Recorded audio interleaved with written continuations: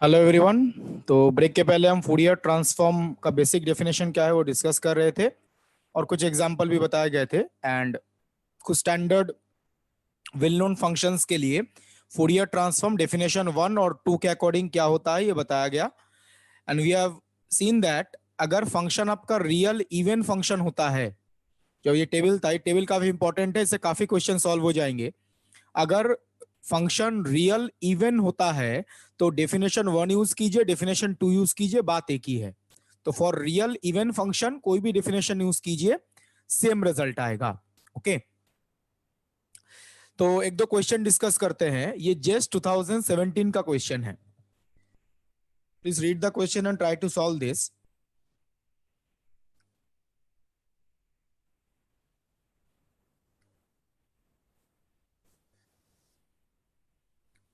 Question में एक function है और पूछा गया है इस फंक्शन का जो फूरियर ट्रांसफॉर्म है up to a proportionality constant. इस फंक्शन का फूरियर ट्रांसफॉर्म कैलकुलेट करना है up to a proportionality constant. ये फ्रेज क्यों गिवन है up to a proportionality constant? बस हमने देखा था डिफरेंट डिफरेंट अगर आप डेफिनेशन यूज करते हैं तो कांस्टेंट में डिफरेंस आ सकता है। तो आंसर जो है वो कांस्टेंट में इंपॉर्टेंस नहीं है, कांस्टेंट क्या आएगा वो कैलकुलेट नहीं करना है, फंक्शनल डिपेंडेंसी बेसिकली पूछा गया है। इसीलिए क्वेश्चन में डेफिनेशन मेंशन भी नहीं किया गया है कि कौन सा डेफिनेशन यूज करेंगे। ठीक है, तो यहां पे जस्ट फंक्शनल डिपेंडेंसी चेक करना है, उसी से आंसर पता चल जाए। ऑप्शंस ऐसे ही गिवन है जिससे आपको पता चल जाए। ओके, तो एनीवन ये किस टाइप का फंक्शन है बता सकते हैं? पूरा कैलकुलेशन करना पड़ेगा या जो हमने अभी फूरियर ट्रांसफॉर्म टेबल पढ़ा उससे कुछ हेल्प ले सकते हैं? ये पूरा जनरल फॉर्म से कैलकुलेशन करना है। ये किस टाइप का फंक्शन है, कुछ आइडेंटिफाई कर सकते हैं?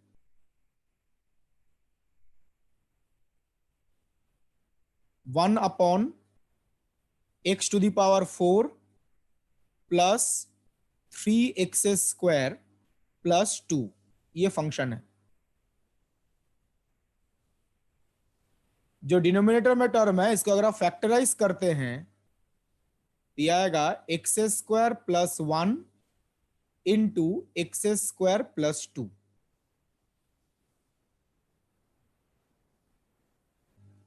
जस्ट डिनोमिनेटर को फैक्टराइज कीजिए, x² plus 1 into x² plus 2। ठीक है, कुछ लोग बोल रहे हैं ये लोरेंजियन फंक्शन है। ये एक लोरेंजियन फंक्शन नहीं है, लोरेंजियन फंक्शन में तो x² होता है। It is a combination of two Lorentzian functions. ये एक लोरेंजियन फंक्शन नहीं है, ये दो लोरेंजियन फंक्शन का लीनियर कॉम्बिनेशन है। ठीक है, तो इस फंक्शन को सिंपल लोरेंजियन बोलना गलत स्टेटमेंट है। The given function is a linear combination of two Lorentzian functions. अब वो समझने वो कैसे है, हमने पहले फैक्टराइज किया, फैक्टराइज करने के बाद ये दो आ गए, x² प्लस 1 ये एक फैक्टर आ गया और दूसरा है x² प्लस 2। अब देखिए जो दो फैक्टर्स हैं x² प्लस 1 और x² प्लस 2, इनमें डिफरेंस कितना है? x² प्लस 1 और x² प्लस 2 में डिफरेंस कितना है? 1 का डिफरेंस है। x² प्लस 1 x² प्लस 2 1 का डिफरेंस है। तो जो न्यूमरेटर में 1 है उसको तो हम ऐसे भी लिख सकते हैं ना, x² plus 2 minus x² plus 1।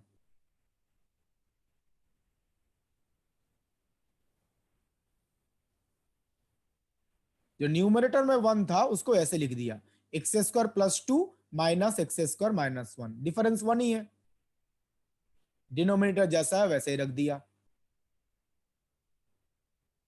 तो इसको अगर आप दो पार्ट में डिवाइड करते हैं, देखिए पहला टर्म आएगा 1/x² plus 1, second term minus 1/x² plus 2।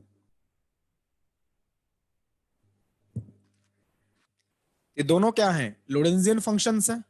जो बोला गया था ये दो लोरेंजियन फंक्शन का कॉम्बिनेशन है, तो ये भी एक लोरेंजियन फंक्शन है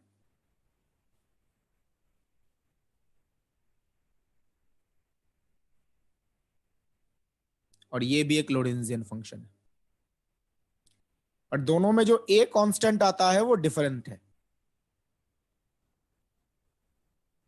अगर आप ध्यान देते हैं, जो कुछ पहले बताया गया, लोरेंजियन फंक्शन का फॉर्म क्या था, 1/t² के बदले x² यूज कर रहा हूं मैं, 1/x² प्लस a²। तो यहाँ पे a कितना है देखिए, जो पहला लोरेंजियन है इसमें a का वैल्यू कितना है, a is some positive constant, a is 1। और जो दूसरा लोरेंजियन है उसमें कंपेयर कीजिए, a² 2 है तो a का वैल्यू होगा √2। जो स्टैंडर्ड लोरेंजियन फंक्शन है इस फॉर्मेट का, इसके साथ कंपेयर किया, वहां से आप आसानी से a का वैल्यू बता सकते हैं।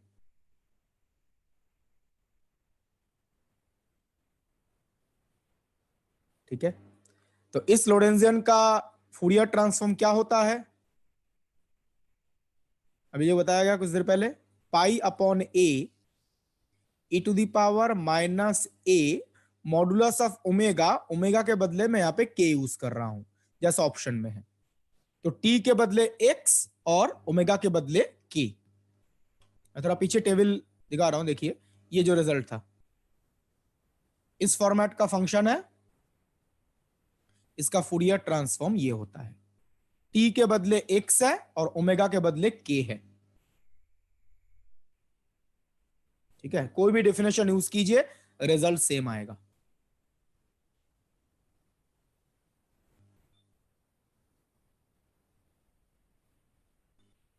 ए आपका पॉजिटिव कांस्टेंट है, लोरेंजियन में जो ए होता है वो पॉजिटिव कांस्टेंट है। यहाँ पे ए और यहाँ पे ये जो ए है, ये स्मॉल ए पॉजिटिव रियल कांस्टेंट है, इसलिए ए का वैल्यू पॉजिटिव लिया गया है। तो इसके अकॉर्डिंग बताइए, अगर आप फूरियर ट्रांसफॉर्म कैलकुलेट करते हैं, Fourier transform of this two functions, दो लोरेंजियन है, दोनों का अलग अलग कैलकुलेट करेंगे। तो Fourier transform of 1/x² plus 1 minus 1/x² plus 2।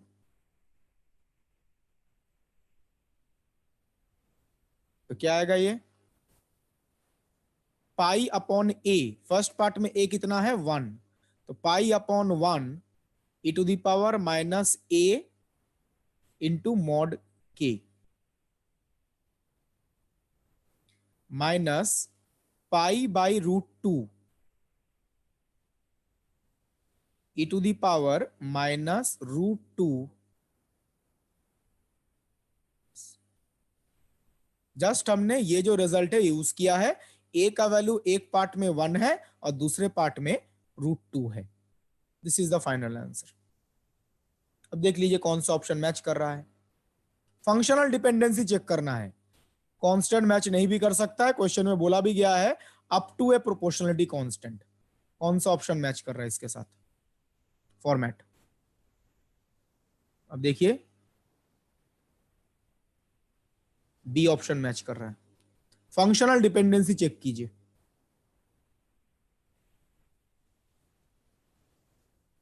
ठीक है, तो B option is correct. Functional dependency मतलब इसकी बात कर रहा हूं, दिस एंड दिस, ये सिर्फ इसी बी ऑप्शन में दिख रहा है। ठीक है,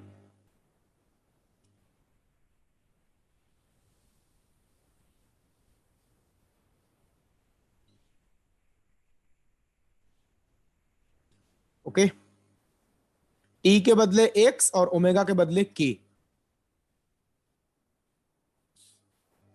जैसा क्वेश्चन में होगा उसी वही नोटेशन यूज करना पड़ेगा।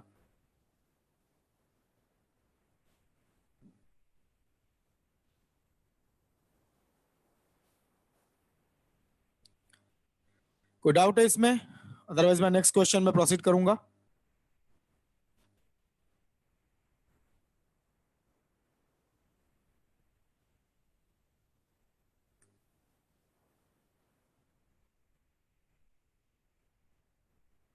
सो नेक्स्ट क्वेश्चन, ये TFR 2018 का क्वेश्चन है। क्वेश्चन में एक इंटीग्रल का वैल्यू पूछा गया है, और अगर आप ध्यान से देखें ये बेसिकली एक फूरियर ट्रांसफॉर्म जैसा ही है। इस इंटीग्रल को थोड़ा सा अगर हम मॉडिफाई कर लेते हैं फॉर्मेट को, ये बेसिकली एक फूरियर ट्रांसफॉर्म ही होगा।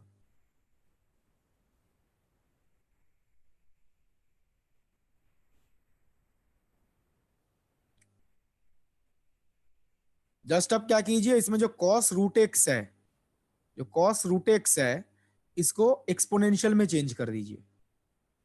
कॉस रूट एक्स को आप क्या लिख सकते हैं, 1/2 e to the power iota root x plus e to the power minus iota root x.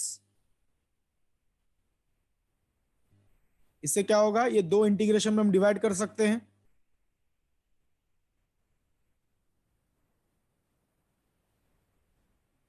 तो पहला इंटीग्रेशन होगा e to the power minus x square, 1/2 को बाहर लिखते हैं, e to the power iota root 2x plus 1/2। Second part में integrand होगा e to the power minus x square e to the power minus iota root 2x। Cos के बदले अगर आप एक्सपोनेंशियल लिख देते हैं तो यही तो आएगा, दो इंटीग्रेशन। अब ये फूरियर ट्रांसफॉर्म ही है, अगर आप चेक करें, आप देखिए ये जो इंटीग्रेशन है, ये क्या Fourier transform of e to the power minus x square नहीं है, अकॉर्डिंग टू डेफिनेशन 1। और डेफिनेशन 1 में जो k था, k का वैल्यू यहां पे क्या है, √2। देखिए this is definition 2, sorry plus iota है ना, तो डेफिनेशन 2। ये जो इंटीग्रैंड है ये basically e to the power minus x square का फूरियर ट्रांसफॉर्म है, और k का वैल्यू कितना है, √2। डेफिनेशन 2 में क्या होता है, e to the power iota kx ही तो होता है इसके बदले, तो k का वैल्यू कितना है, √2। और जो सेकेंड इंटीग्रेशन है ये भी फूरियर ट्रांसफॉर्म है, बट यहां पे किस डेफिनेशन के अकॉर्डिंग है, अब फर्स्ट डेफिनेशन कुछ भी मान सकते हैं, k का पर्टिकुलर वैल्यू है, तो this is also Fourier transform of e to the power minus x square with k equal to -√2।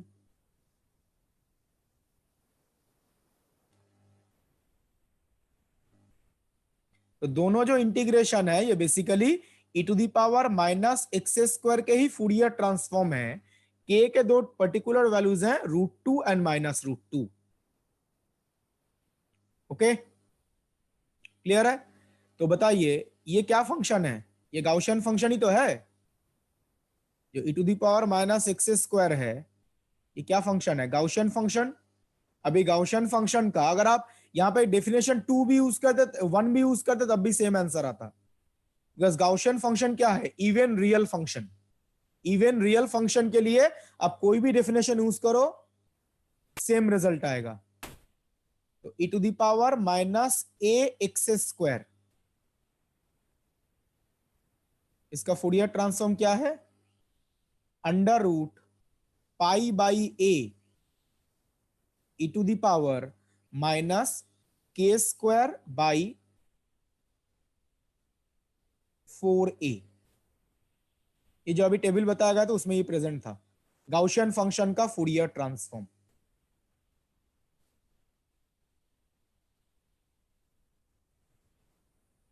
Gaussian function का फूरियर ट्रांसफॉर्म। ओके, तो यहां पे जस्ट क्या करना है, के का वैल्यू रिप्लेस करना है। तो अब देखिए इंटीग्रेशन का फर्स्ट पार्ट क्या आएगा, 1/2 as it is under root pi by a यहां पे कितना है 1, और यहां पे भी ए कितना है 1, तो ए के बदले 1 आ जाएगा, तो under root pi by a e to the power minus k square upon 4a। और फर्स्ट पार्ट में के बदले क्या है √2 plus second part 1/2 under root pi upon a का वैल्यू तो सेम है, e⁻⁻² बाई 4a, यहां पे k का वैल्यू क्या है -√2 सेकेंड पार्ट में। लेकिन सिंस यहाँ पे k² प्रेजेंट है तो k के बदले आप +√2 रिप्लेस करो या -√2 रिप्लेस करो, बात एक ही है। तो फाइनल आंसर आएगा, देखिए पाई e⁻⁻, k का वैल्यू रिप्लेस कर दीजिए, k √2 है तो यह आ जाएगा 2/4 e⁻।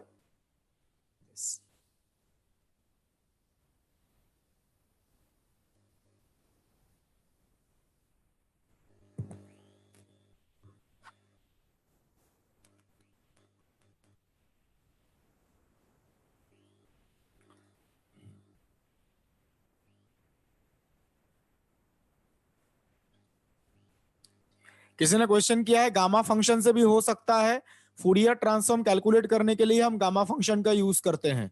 ये रिजल्ट जो टेबल बताया गया था ना, इसमें जब ये गाउशियन फंक्शन का फूरियर ट्रांसफॉर्म कैलकुलेट किया जाता है, ये फूरियर ट्रांसफॉर्म क्या आएगा, ये आएगा, तब गामा फंक्शन का ही यूज किया जाता है।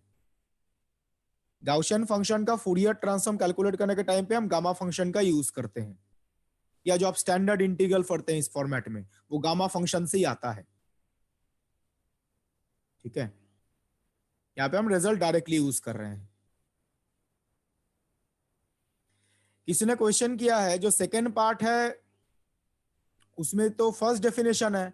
अब आप देखिए मैंने यहाँ पे क्या माना है, जो सेकेंड पार्ट है, जो सेकेंड पार्ट है उसमें मैंने डेफिनेशन 2 लिया है और k का वैल्यू क्या है -√2।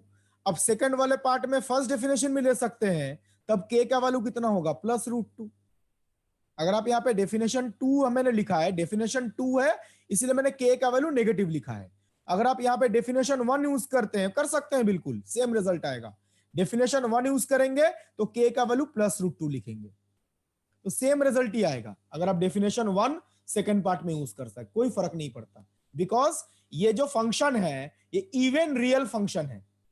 ये जो फंक्शन है वो इवन रियल फंक्शन है, तो डेफिनेशन 1 यूज करो, डेफिनेशन 2 यूज करो, कोई फर्क नहीं पड़ता, सेम रिजल्ट आएगा, because it is an even real function. तो डेफिनेशन 1 या डेफिनेशन 2 दोनों से अल्टीमेटली फूरियर ट्रांसफॉर्म सेम ही आएगा। ठीक है, any other question in this?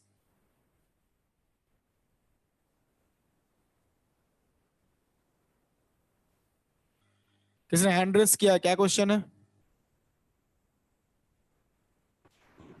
Sir इसमें ये जो फर्स्ट पार्ट में डेफिनेशन 2 है और सेकंड पार्ट में k की वैल्यू सेम रखें तो डेफिनेशन 1 बनेगी, फिर इन दोनों पार्ट को मर्ज कर सकते हैं? हाँ बिल्कुल, क्योंकि इसमें रिजल्ट सेम आ रहा है तो इस बेस पे इन दोनों पार्ट को मर्ज कर सकते हैं ना इनिशियल स्टेप में। दो यहाँ पे first definition second definition same आएगा रिजल्ट, इसलिए आप एक क्वेश्चन में डेफिनेशन 1 डेफिनेशन 2 एक साथ यूज कर सकते हैं, कोई दिक्कत नहीं।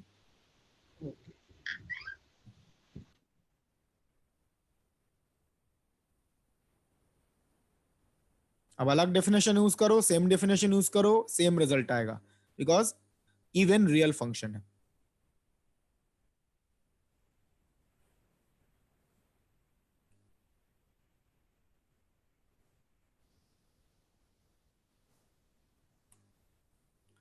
Any other question?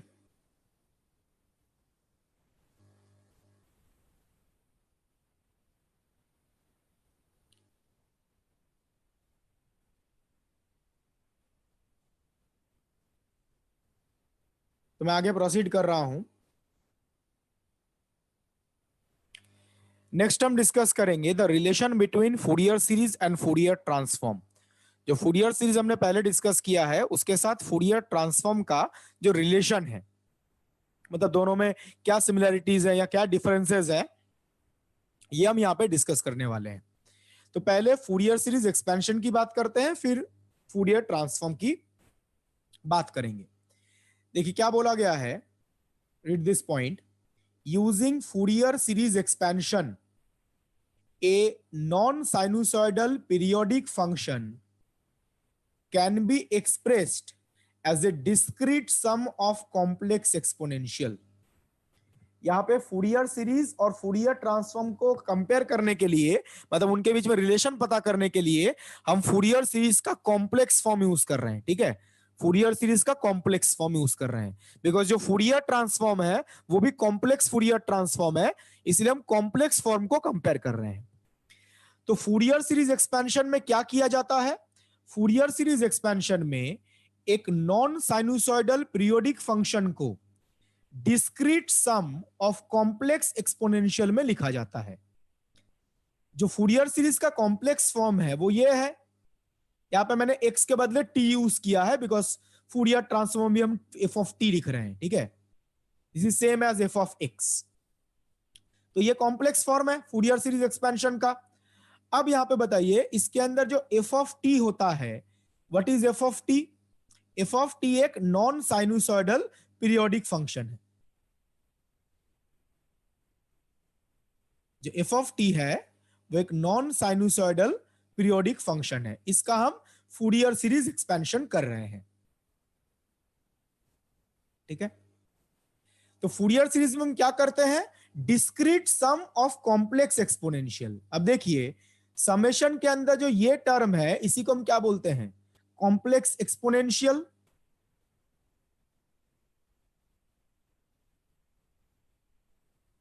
So this is complex exponential,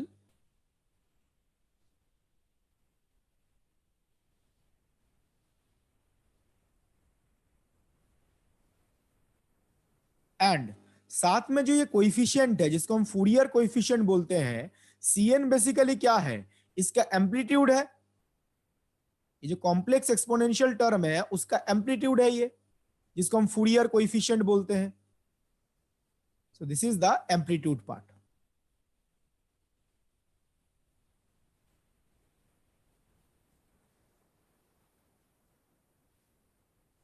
ठीक है, और इसके ऊपर समेशन है। समेशन का मतलब क्या है? डिस्क्रीट सम।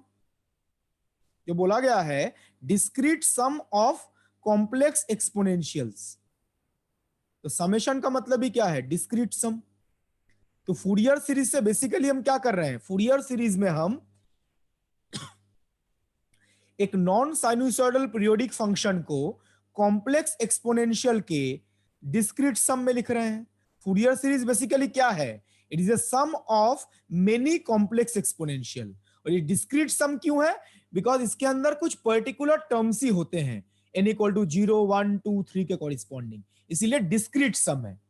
अगर आप इसको एक्सपैंड करते हैं इस समेशन को तो क्या आएगा? C नॉट प्लस n का वैल्यू अगर आप पॉजिटिव इंटीजर लेते हैं तो C1 exponential iota 2 pi t upon b minus a। n equal to 2 replace करेंगे C2 e to the power iota 4 pi t upon b minus a and so on. n का value negative integer भी हो सकता है, तो negative integer में होगा C minus 1 e to the power minus iota 2 pi t upon b minus a। Just n का value replace करेंगे तो ये सीरीज आ जाएगा।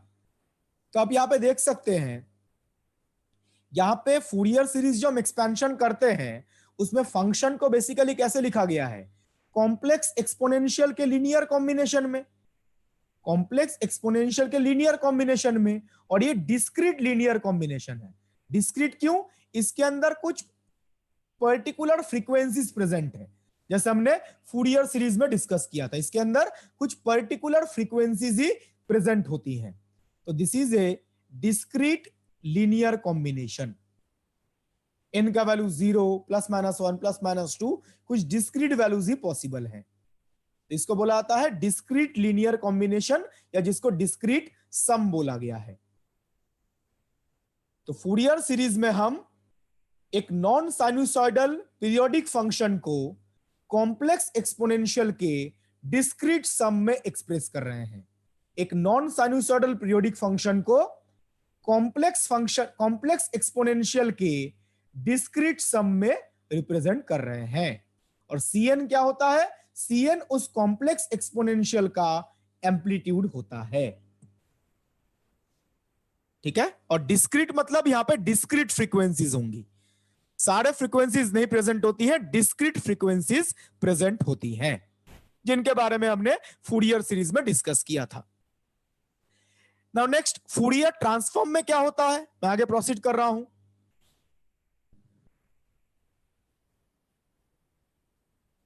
देखिए, using Fourier transform a non-periodic function can be expressed as a continuous sum of complex exponential। Fourier transform use करके हम क्या करते हैं, एक नॉन पीरियोडिक फंक्शन को एक्सप्रेस करते हैं as a continuous sum of complex exponential. तो फूरियर सीरीज और फूरियर ट्रांसफॉर्म में पहला डिफरेंस क्या है? पहला डिफरेंस है, यहां पे जो ये लिखा गया है, ये कौन सा फॉर्मूला है? इनवर्स फूरियर ट्रांसफॉर्म का एफ ऑफ टी को लिखा गया ऐसे। तो यहां पे जो मैंने लिखा है, this is the relation corresponding to inverse Fourier transform. और यहां पे कौन सा डेफिनेशन है? डेफिनेशन 1। ठीक है, ये जो पहले बताया था। अब इसमें देखिए, जो एफ ऑफ टी है, एफ ऑफ टी क्या फंक्शन है? In general non periodic. Fourier series और फूरियर ट्रांसफॉर्म में ये एक बेसिक डिफरेंस है। फूरियर सीरीज में जो एफ ऑफ टी होता है वो एक नॉन साइनूसॉइडल पीरियोडिक फंक्शन होता है। फूरियर सीरीज में जो एफ ऑफ टी है वो नॉन साइनूसॉइडल पीरियोडिक फंक्शन होता है। लेकिन फूरियर ट्रांसफॉर्म में जो एफ ऑफ टी है वो एक नॉन पीरियोडिक फंक्शन होता है। तो पहला मेन डिफरेंस तो यही है, फूरियर सीरीज में पीरियोडिक फंक्शन आता है, फूरियर ट्रांसफॉर्म में हम नॉन पीरियोडिक फंक्शन की बात करते हैं। सेकंड थिंग, अब देखिए इंटीग्रेशन के अंदर ये जो टर्म है e to the power iota omega t, this is the complex exponential. Fourier series में भी क्या था? कॉम्प्लेक्स एक्सपोनेंशियल था। इसमें जो ये टर्म है, this is the complex exponential. अब एक पीरियोडिक है, एक नॉन पीरियोडिक है, तो एक्सपोनेंशियल के पावर में जो पार्ट है वो तो थोड़ा डिफरेंट होगा ही, बट ये कॉम्प्लेक्स एक्सपोनेंशियल है। एंड साथ में जो ये जी ऑफ ओमेगा है, जी ऑफ ओमेगा के बदले पहले क्या था? सी एन, जिसको हम फूरियर कोएफिशिएंट बोल रहे थे। तो ये यहां पे कॉम्प्लेक्स एक्सपोनेंशियल का एम्पलीट्यूड है। फूरियर सीरीज में जैसे सी एन एम्पलीट्यूड को रिप्रेजेंट करता है, यहां पे जो जी ऑफ ओमेगा है वो एम्पलीट्यूड को रिप्रेजेंट करता है। एंड पहले समेशन था, इस केस में क्या है? इंटीग्रेशन। ये जो इंटीग्रेशन है, इंटीग्रेशन का मतलब भी क्या होता है? समेशन ही तो होता है, और ये कॉन्टिन्यूअस सम है। समेशन का मतलब डिस्क्रीट सम होता है, यहां पे इंटीग्रेशन है तो इंटीग्रेशन क्या होगा? कॉन्टिन्यूअस सम।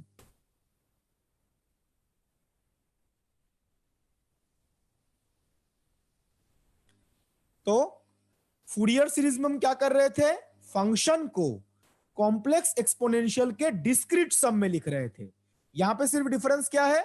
फूरियर ट्रांसफॉर्म में, जो फूरियर ट्रांसफॉर्म है, फूरियर ट्रांसफॉर्म में हम फंक्शन को कॉम्प्लेक्स एक्सपोनेंशियल के कॉन्टिन्यूअस सम में लिखते हैं। फूरियर सीरीज में डिस्क्रीट सम होता है, फूरियर सीरीज में डिस्क्रीट सम होता है, एंड फूरियर ट्रांसफॉर्म में कॉन्टिन्यूअस सम होता है। कॉन्टिन्यूअस सम और डिस्क्रीट सम का मतलब क्या, डिफरेंस क्या है दोनों में? डिस्क्रीट का मतलब क्या बताया गया था? डिस्क्रीट मतलब फूरियर सीरीज में कुछ पर्टिकुलर फ्रीक्वेंसीज ही प्रेजेंट होता है। फूरियर सीरीज में कुछ पर्टिकुलर फ्रीक्वेंसी ही प्रेजेंट होता है। बट यहां पर फूरियर ट्रांसफॉर्म में क्या है? कॉन्टिन्यूअस सम। कॉन्टिन्यूअस सम का मतलब क्या है? फ्रीक्वेंसी कोई भी कुछ भी वैल्यू हो सकता है। देखिए ओमेगा का लिमिट कहां से कहां तक है? Minus infinity to plus infinity.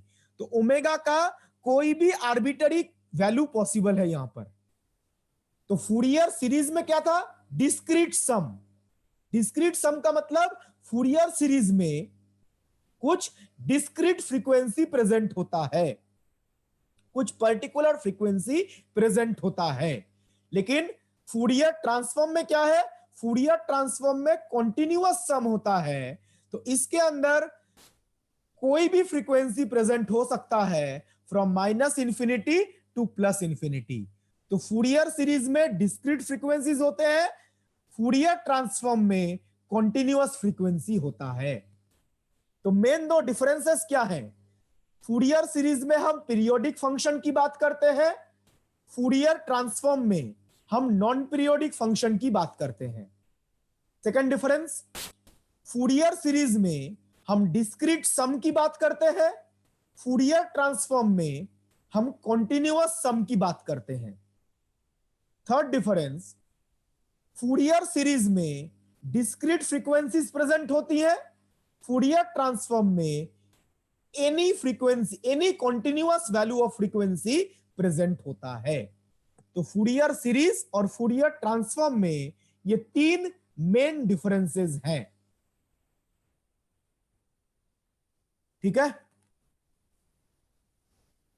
किसी ने अभी क्वेश्चन किया है जी एम्पलीट्यूड तो कांस्टेंट टर्म होना चाहिए। यहां पे जो मैंने बोला जी ऑफ ओमेगा कांस्टेंट है, बट जी ऑफ ओमेगा क्या है? एम्पलीट्यूड। एम्पलीट्यूड तो कांस्टेंट होना चाहिए, बिल्कुल सही। लेकिन मैंने यहां पे क्या लिखा है? G of omega. मतलब क्या है? ओमेगा फ्रीक्वेंसी है, मतलब एम्पलीट्यूड फ्रीक्वेंसी पे डिपेंड करेगा। जी ऑफ ओमेगा लिखने का मतलब क्या है? जो एम्पलीट्यूड है वो फ्रीक्वेंसी पे डिपेंड करेगा, मतलब अलग अलग फ्रीक्वेंसी के लिए कॉम्प्लेक्स एक्सपोनेंशियल का एम्पलीट्यूड अलग अलग होगा। एम्पलीट्यूड है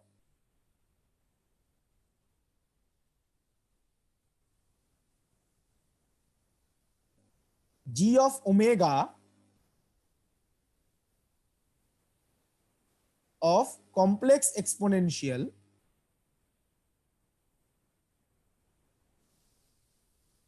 will be different for different frequencies.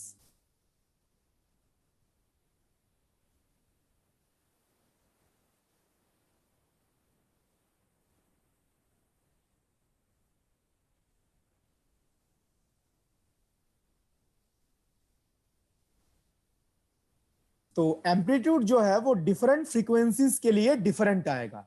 एक पर्टिकुलर फ्रीक्वेंसी के लिए कांस्टेंट होगा, बट डिफरेंट फ्रीक्वेंसी के लिए जो एम्पलीट्यूड है वो डिफरेंट डिफरेंट होगा।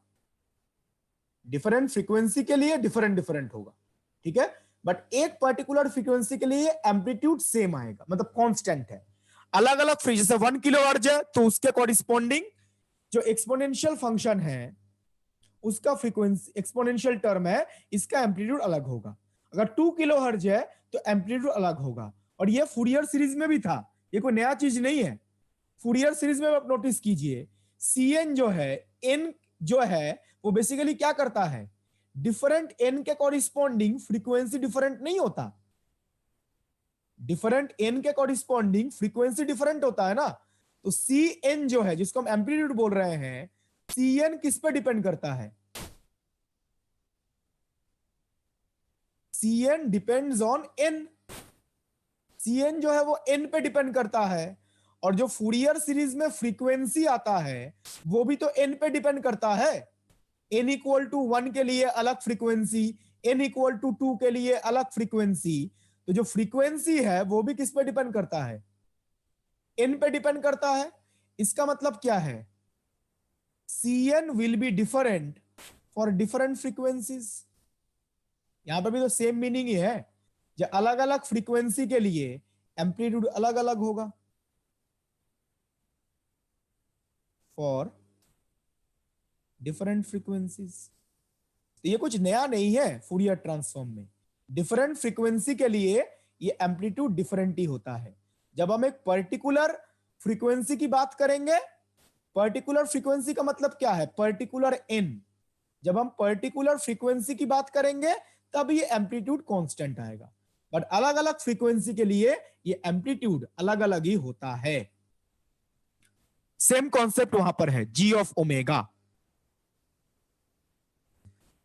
ठीक है, तो जैसे यहां पर Cn इस कॉम्प्लेक्स एक्सपोनेंशियल का एम्पलीट्यूड है, और Cn किस पे डिपेंड करेगा, n पे, और डिफरेंट n के लिए फ्रीक्वेंसी भी डिफरेंट होता है, तो Cn will be different for different frequencies. अलग अलग फ्रीक्वेंसी टर्म के लिए ये एम्पलीट्यूड अलग अलग होगा। जैसे हमने पहले भी डिस्कस किया था, फंडामेंटल फ्रीक्वेंसी के लिए एम्पलीट्यूड अलग होता है, फर्स्ट ओवरटोन के लिए फ्रीक्वेंसी अलग, सॉरी एम्पलीट्यूड अलग होगा, सेकेंड ओवरटोन के लिए एम्पलीट्यूड अलग होगा, तो अलग अलग फ्रीक्वेंसी के लिए एम्पलीट्यूड भी अलग अलग आएगा। यही कॉन्सेप्ट यहां पे भी यूज किया गया है। जी ओमेगा क्या है, एम्पलीट्यूड फॉर ओमेगा फ्रीक्वेंसी। तो ये जो कॉम्प्लेक्स एक्सपोनेंशियल है, इसमें ओमेगा का वैल्यू डिफरेंट डिफरेंट हो सकता है, तो डिफरेंट कॉम्प्लेक्स एक्सपोनेंशियल के कॉरिस्पॉन्डिंग एम्पलीट्यूड भी डिफरेंट होगा, मतलब डिफरेंट फ्रीक्वेंसी के कॉरिस्पॉन्डिंग एम्पलीट्यूड भी डिफरेंट डिफरेंट आएगा। ठीक है, क्लियर। और जो तीन डिफरेंस मैंने बताए, फूरियर सीरीज में हम पीरियोडिक फंक्शन की बात करते हैं, फूरियर ट्रांसफॉर्म में एफ ऑफ टी क्या होता है, नॉन पीरियोडिक। फूरियर सीरीज में हम डिस्क्रीट सम की बात करते हैं, यहां पे कॉन्टिन्यूअस सम की बात कर रहे हैं। इंटीग्रेशन का मतलब क्या है, continuous some.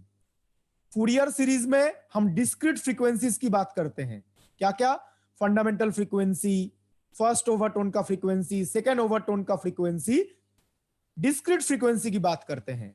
But Fourier transform में फ्रीक्वेंसी माइनस इंफिनिटी से प्लस इंफिनिटी कोई भी वैल्यू हो सकता है, एनी कॉन्टिन्यूअस वैल्यू। तो फूरियर सीरीज में discrete frequency and Fourier transform में कॉन्टिन्यूअस फ्रीक्वेंसी। आप ऐसे भी सोच सकते हैं, जो फूरियर सीरीज है उसमें जो फ्रीक्वेंसी स्पेक्ट्रा आएगा वो एक डिस्क्रीट स्पेक्ट्रम होगा। फूरियर सीरीज में जो फ्रीक्वेंसी स्पेक्ट्रम होगा वो एक डिस्क्रीट स्पेक्ट्रम होगा, और फूरियर ट्रांसफॉर्म में जो फ्रीक्वेंसी स्पेक्ट्रम आएगा वो एक कॉन्टिन्यूअस स्पेक्ट्रा होगा। फूरियर सीरीज में फ्रीक्वेंसी स्पेक्ट्रम डिस्क्रीट होगा, फूरियर ट्रांसफॉर्म में फ्रीक्वेंसी स्पेक्ट्रम कॉन्टिन्यूअस होगा। ठीक है, किसी ने क्वेश्चन किया है, किसी पीरियोडिक फंक्शन के लिए क्या हम फूरियर ट्रांसफॉर्म नहीं कर सकते? बिल्कुल कर सकते हैं। ध्यान रखिएगा, फूरियर सीरीज सिर्फ किसके लिए पॉसिबल है? फूरियर सीरीज सिर्फ पीरियोडिक फंक्शन के लिए पॉसिबल है। फूरियर सीरीज सिर्फ पीरियोडिक फंक्शन के लिए पॉसिबल है, बट फूरियर ट्रांसफॉर्म पीरियोडिक हो नॉन पीरियोडिक हो दोनों के लिए एग्जिस्ट करता है, बट नॉर्मली हम नॉन पीरियोडिक की ही बात करते हैं, बिकॉज पीरियोडिक फंक्शन के लिए ऑलरेडी फूरियर सीरीज प्रेजेंट है। हम पीरियोडिक फंक्शन का भी फूरियर ट्रांसफॉर्म कैलकुलेट कर सकते हैं। कुछ ब्रेक, जो फर्स्ट क्लास था आज का, उसमें हमने कॉस और साइन का फूरियर ट्रांसफॉर्म कैलकुलेट किया था। कॉस और साइन क्या होता है? Periodic function. तो पीरियोडिक फंक्शन का भी फूरियर ट्रांसफॉर्म पॉसिबल होता है, बट फूरियर ट्रांसफॉर्म में नॉर्मली हम किसकी बात करते हैं? नॉन पीरियोडिक फंक्शन की, बिकॉज पीरियोडिक फंक्शन के लिए फूरियर सीरीज ऑलरेडी डिफाइंड है। तो इसको हम ऐसे भी सोच सकते हैं, पीरियोडिक फंक्शन का फूरियर सीरीज भी पॉसिबल है, फूरियर ट्रांसफॉर्म भी पॉसिबल है। रिपीट कर रहा हूं, पीरियोडिक फंक्शन का फूरियर सीरीज भी पॉसिबल है, फूरियर ट्रांसफॉर्म भी पॉसिबल है, और दोनों से फंक्शन के बारे में जो इंफॉर्मेशन पता चलता है वो सेम है। ये मैं कुछ देर बाद एग्जांपल डिस्कस करूंगा। यो मैं बोल रहा हूं ना, दोनों से सेम इंफॉर्मेशन पता चलेगा, वो क्या है अभी डिस्कस करूंगा। रिपीट कर रहा हूं स्टेटमेंट, पीरियोडिक फंक्शन के लिए फूरियर सीरीज भी पॉसिबल है, फूरियर ट्रांसफॉर्म भी पॉसिबल है, लेकिन पीरियोडिक फंक्शन के लिए फूरियर सीरीज से और फूरियर ट्रांसफॉर्म से फंक्शन के बारे में सेम इंफॉर्मेशन पता चलता है। वो क्या इंफॉर्मेशन है? सेम इंफॉर्मेशन जिसको हम बोल रहे हैं वो मैं कुछ देर बाद डिस्कस कर रहा हूं, ठीक है, physical interpretation of Fourier transform में। ओके, तो पीरियोडिक फंक्शन के लिए आप फूरियर सीरीज करो, फूरियर ट्रांसफॉर्म करो, इंफॉर्मेशन सेम ही मिलेगा, ठीक है। और अगर नॉन पीरियोडिक फंक्शन है, नॉन पीरियोडिक फंक्शन में फूरियर सीरीज पॉसिबल ही नहीं है। नॉन पीरियोडिक फंक्शन के लिए फूरियर सीरीज पॉसिबल ही नहीं है। नॉन पीरियोडिक के लिए सिर्फ क्या पॉसिबल होगा? Fourier transform. नॉन पीरियोडिक के लिए फूरियर ट्रांसफॉर्म पॉसिबल है। और ये एक इंपॉर्टेंट स्टेटमेंट है, Fourier transform can be treated as the Fourier series expansion of non periodic function. Non periodic function के लिए फूरियर सीरीज एक्सपेंशन पॉसिबल नहीं होता है। तो फूरियर ट्रांसफॉर्म को हम कैसे ट्रीट कर सकते हैं? Fourier transform is the Fourier series expansion of the non periodic function. Fourier transform non periodic function का फूरियर सीरीज एक्सपेंशन है। जब हम पीरियोडिक फंक्शन की बात करते हैं, पीरियोडिक फंक्शन का फूरियर सीरीज, तो हम फूरियर सीरीज ही कैलकुलेट कर सकते हैं। लेकिन आपको बोला जाए नॉन पीरियोडिक फंक्शन का फूरियर सीरीज कैलकुलेट कीजिए, इसका मतलब फूरियर ट्रांसफॉर्म कैलकुलेट करने को बोला गया है। नॉन पीरियोडिक फंक्शन के फूरियर सीरीज का मतलब फूरियर ट्रांसफॉर्म कैलकुलेट करना है, ध्यान रखिएगा। Okay,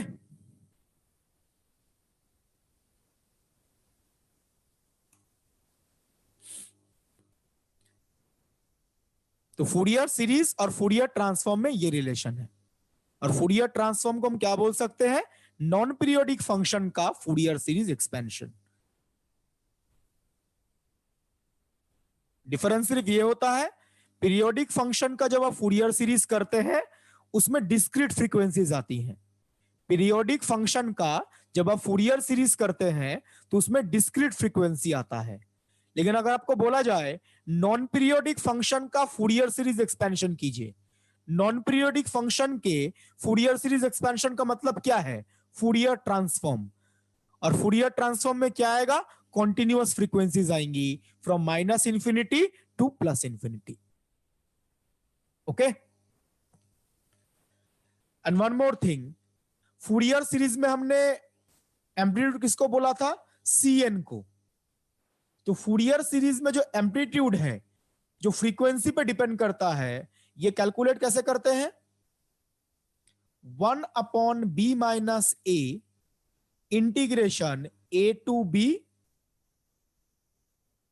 fx e to the power minus iota 2 pi nx और nt लिखते हैं, nt upon b minus a, ft कर देते हैं इसको।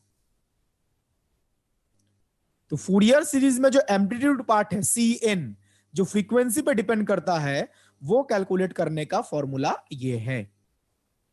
बेसिकली क्या किया गया है आप नोटिस कीजिए, फंक्शन इनटू दिस एक्सपोनेंशियल, इन दोनों का इंटीग्रेशन किया गया है from a to b। Function into exponential, इनका इंटीग्रेशन किया गया है a टू b। अगर हम फूरियर ट्रांसफॉर्म की बात करें, फूरियर ट्रांसफॉर्म में Cn के बदले क्या आता है?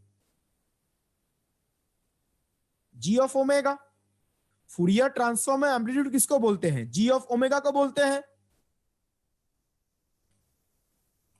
ठीक है। तो g ऑफ ओमेगा कैसे कैलकुलेट करते हैं?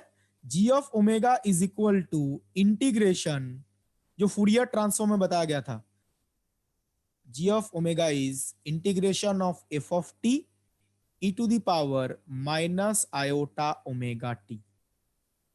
आप नोटिस करो फॉर्मूला एग्जैक्ट सेम तो नहीं है, लेकिन यहां पे जिस फंक्शन का इंटीग्रेशन किया गया है, यहां पे उसी टाइप के टर्म का इंटीग्रेशन किया गया है, function into exponential.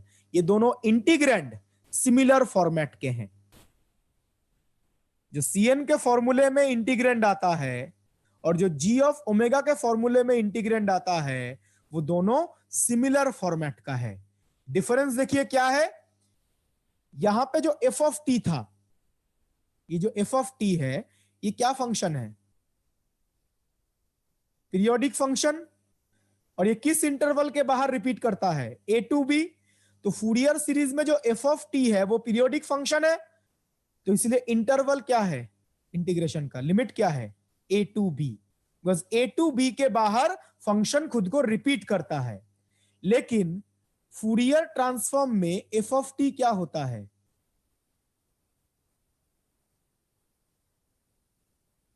Non periodic function. Fourier transform में f ऑफ t क्या होता है, नॉन पीरियोडिक। नॉन पीरियोडिक का मतलब क्या है, ये कभी भी रिपीट नहीं करेगा, इसलिए लिमिट क्या लिया गया है, -∞ टू +∞। फूरियर सीरीज में फंक्शन पीरियोडिक है, a to b के बाहर रिपीट करता है, इसलिए लिमिट ऑफ इंटीग्रल क्या है, a to b। But Fourier transform में ये तो नॉन पीरियोडिक फंक्शन है, तो इसलिए लिमिट क्या लिया गया है, -∞ टू +∞, एंटायर स्पेस, वैसे कभी भी रिपीट नहीं करेगा। ठीक है, तो फूरियर सीरीज में जो आप एम्पलीट्यूड कैलकुलेट करते हैं cn, और फूरियर ट्रांसफॉर्म में जो एम्पलीट्यूड g ऑफ ओमेगा है, उसका भी जो फॉर्मूला है वो सिमिलर फॉर्मेट का है। डिफरेंस बेसिकली क्या है, लिमिट में। फूरियर सीरीज में पीरियोडिक होता है इसलिए a to b, Fourier transform में नॉन पीरियोडिक होता है इसलिए -∞ टू +∞। ऐसे आप रिलेट कर सकते हैं चीजों को, फूरियर सीरीज और फूरियर ट्रांसफॉर्म को। कोई डाउट या क्वेश्चन है इसमें?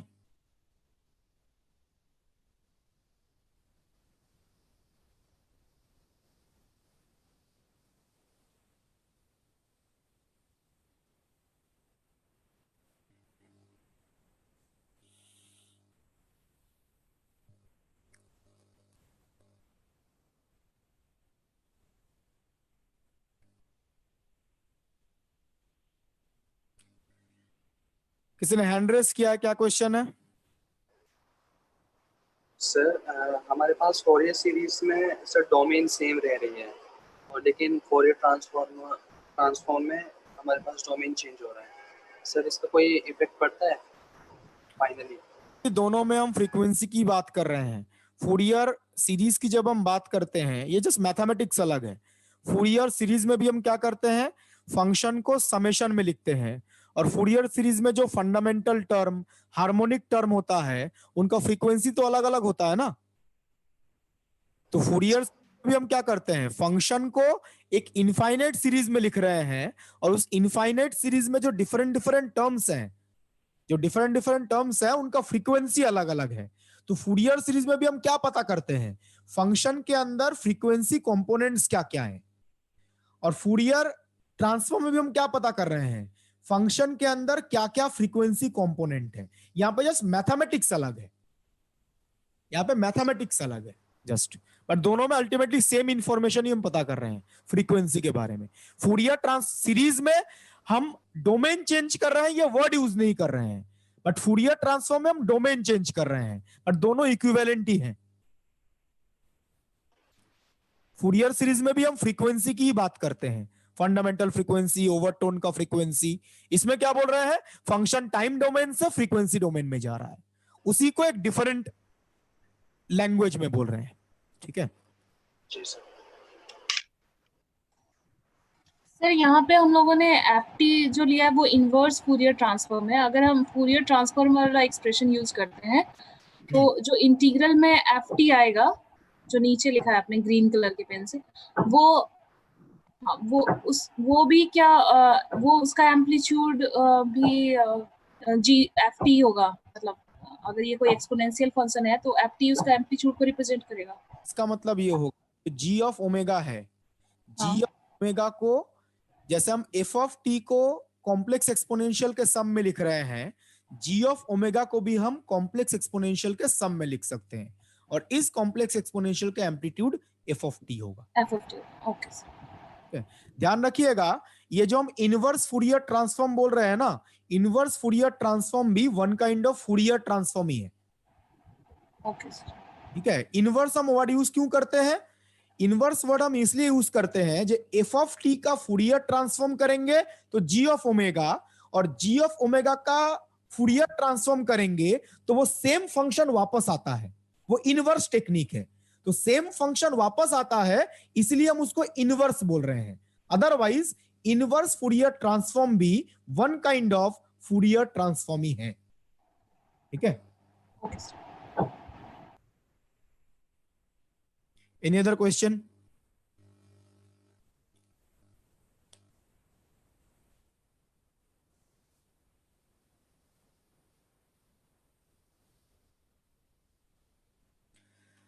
तो नेक्स्ट हम डिस्कस करेंगे ये जो हम फूरियर ट्रांसफॉर्म कैलकुलेट कर रहे हैं, हमने मैथमेटिक्स सॉल्व किया, फूरियर ट्रांसफॉर्म कैलकुलेट किया, इसका फिजिकल मीनिंग क्या है, इसका यूज कहां पे होता है फिजिक्स में। ठीक है, तो यहां पे हम दो इंटरप्रिटेशन के बारे में डिस्कस करेंगे। फर्स्ट, ये आप लोग क्वांटम मैकेनिक्स में पढ़ते हैं,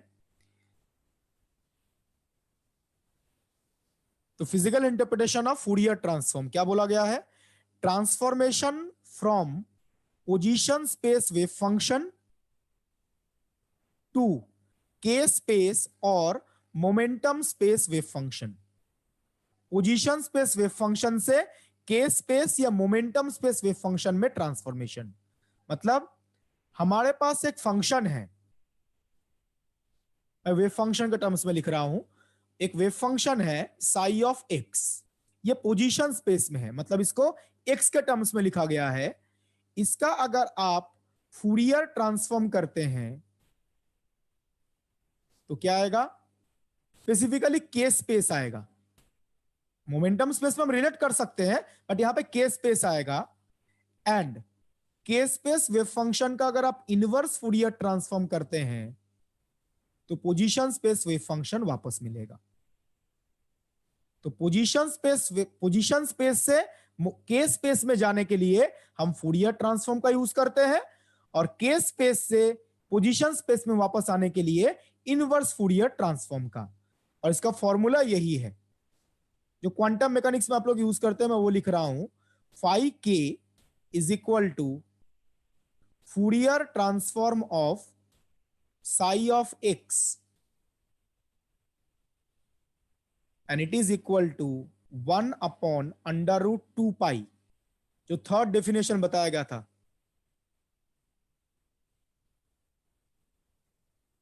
minus infinity to plus infinity psi of x e to the power minus iota kx dx. This is the k space wave function. अगर आपको पोजीशन स्पेस वेव फंक्शन पता है तो फूरियर ट्रांसफॉर्म का use करके आप मोमेंटम स्पेस वेव फंक्शन भी, के स्पेस वेव फंक्शन भी पता कर सकते हैं।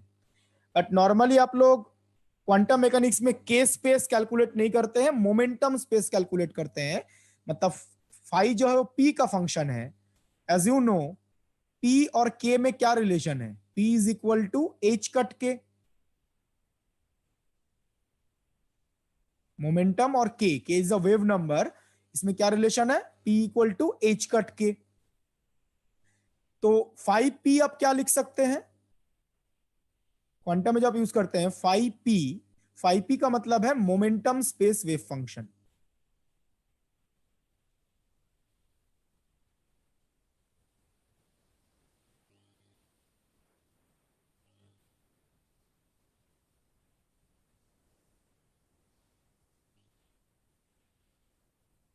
तो 5P is equal to Fourier transform of psi of x. Psi of x क्या है?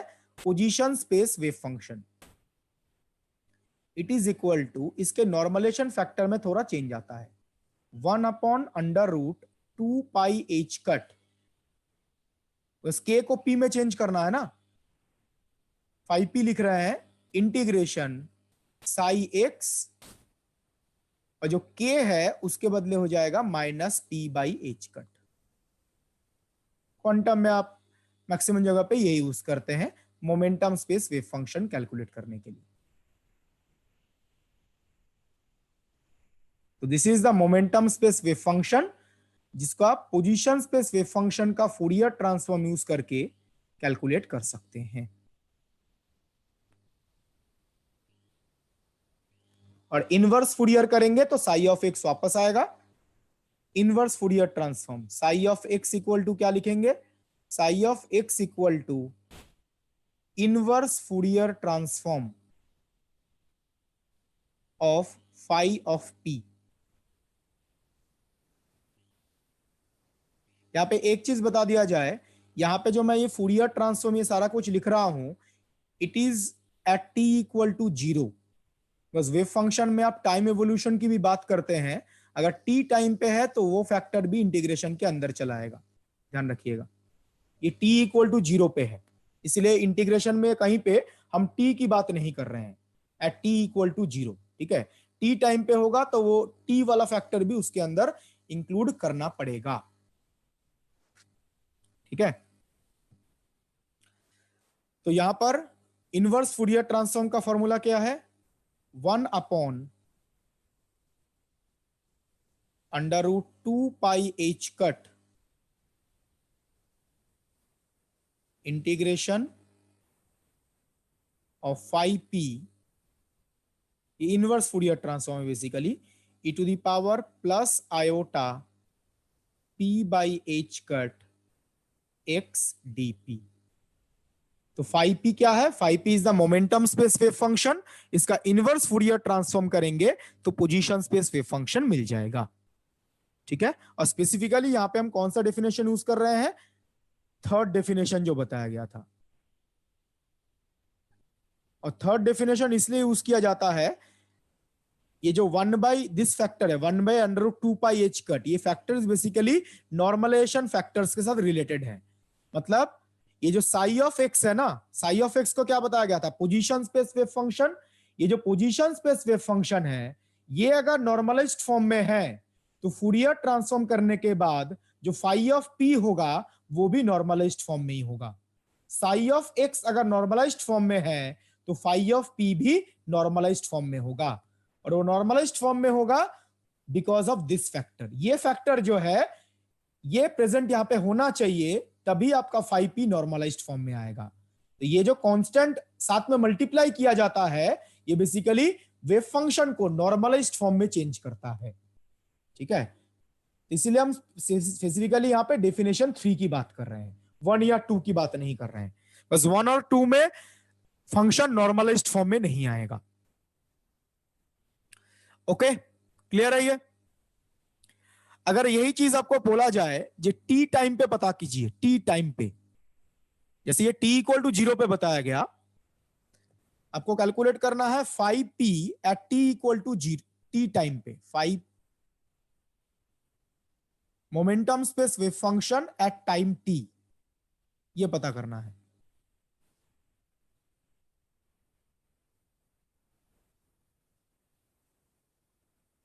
तो अगर आपको 5p टी टाइम पे कैलकुलेट करना है तो हम फूरियर ट्रांसफॉर्म भी किसका करेंगे, जो टी टाइम पे वेव फंक्शन था।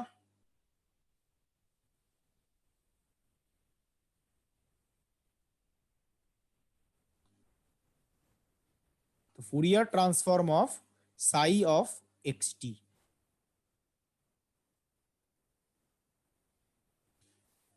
तो अगर आपको टी टाइम पे कैलकुलेट करने को बोला गया है तो वेव फंक्शन भी जो टी टाइम पे है वो यूज करना पड़ेगा, ठीक है। और ये आप क्वांटम मैकेनिक्स में पढ़ेंगे, energy eigen state linear combination.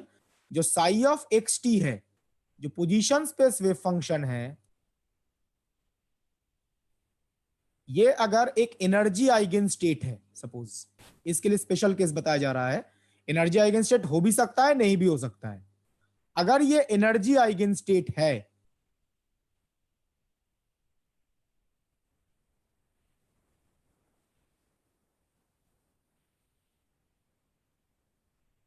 ठीक है, if Sai x T is an energy eigen state, in that case Sai of x T को क्या लिख सकते हैं, ये भी आप क्वांटम में पढ़ते हैं, टाइम एवोल्यूशन। इसको हम लिख सकते हैं psi x at t equal to 0 into e to the power minus iota e t by h cut. अगर एनर्जी आइगन स्टेट है तो साई एक्स टी को ऐसे लिख सकते हैं। तो एनर्जी आइगन स्टेट के लिए आप देखिए, momentum space wave function at time t, ये क्या आएगा, 1 upon under root 2 pi h cut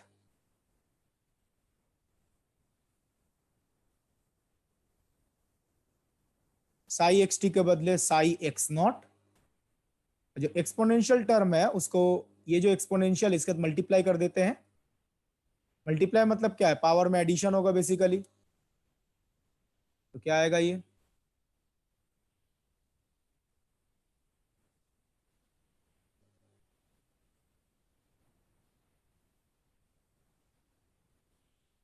थोड़ा सा ये एक्स था ना, एक्स था, सॉरी ये एक्स था।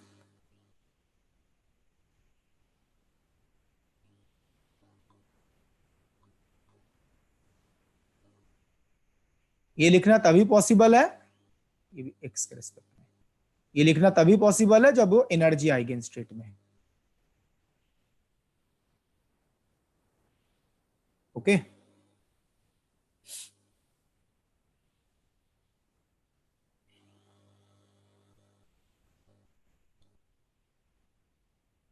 इस पार्ट में किसी कोई क्वेश्चन है तो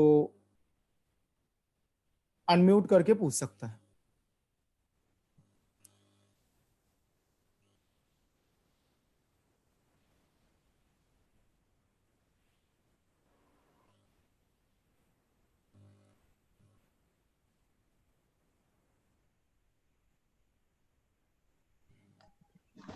सर ज्यादातर केसेस के अंदर ये जो एक्सपोनेंशियल का जो पावर है वो डायमेंशन लेस बनाना होता है ना।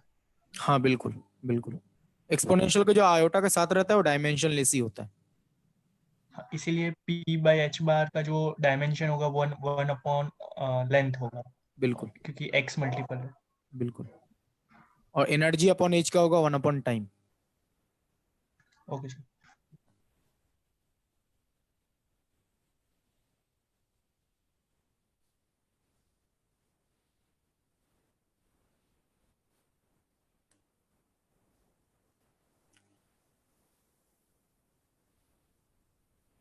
इसमें इंटीग्रेशन में dt नहीं आएगा, किसी ने क्वेश्चन किया इंटीग्रेशन में dt आएगा, dt नहीं होगा। यहाँ पे तो हम एक पर्टिकुलर टाइम पे कैलकुलेट कर रहे हैं ना। अगर आप t के रेस्पेक्ट में इंटीग्रेशन कर देंगे तो उसका मतलब क्या होगा, आप पर्टिकुलर टाइम पे कैलकुलेट कर रहे हैं, तो इंटीग्रेशन t के रेस्पेक्ट में नहीं होगा, ये एक पर्टिकुलर टाइम पे है, at time t, at a particular time t। पहले जो लिखा गया था वो t इक्वल टू 0 के लिए था, ये t टाइम के लिए है। ठीक है, मैथमेटिकल फिजिक्स में इसका मतलब ऐसा क्वेश्चन जनरली पूछा नहीं जाता है। किसी ने हैंड रेस किया, क्या क्वेश्चन है? सर तो फिर ये हम लोग जो एक्सपोनेंशियल में ले रहे हैं यहाँ पे t के रिस्पेक्ट में हमारा इंटीग्रेशन ही नहीं है, तो फिर वो तो बाहर हो जाएगा ना इंटीग्रल के, मतलब उसको फिर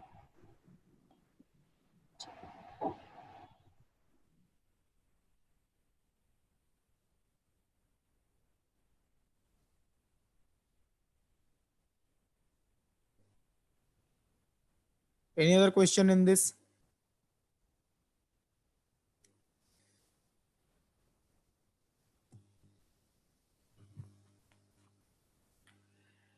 नाउ ये जो हमने अभी डिस्कस किया है इसमें साई सिर्फ किसका फंक्शन है, एक्स का फंक्शन है। मतलब हम यहाँ पे वन डायमेंशनल सिस्टम्स की बात कर रहे हैं। अब क्वांटम मैकेनिक्स में आप 3 डायमेंशनल सिस्टम के साथ भी डील करते हैं, मैथमेटिक्स में इसका में भी जरूरत ना पड़े, जनरली क्वेश्चन पूछा नहीं जाता, बट क्वांटम मैकेनिक्स में आप 3 डायमेंशनल सिस्टम के साथ भी डील करते हैं।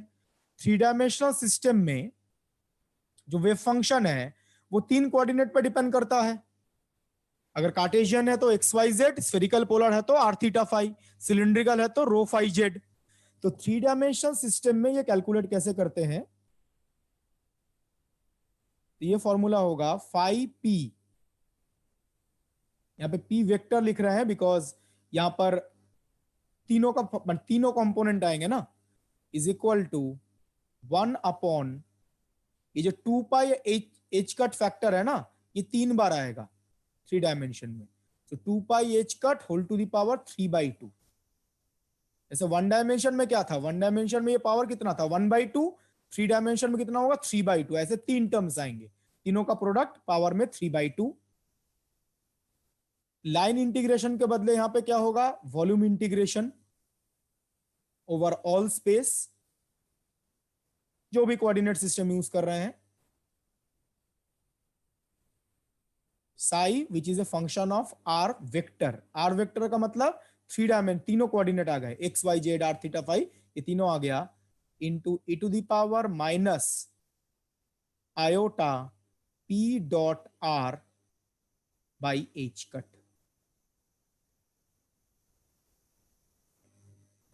तो 3 डायमेंशनल सिस्टम के लिए अगर आपको फूरियर ट्रांसफॉर्म कैलकुलेट करना है, this is basically Fourier transform of psi of r,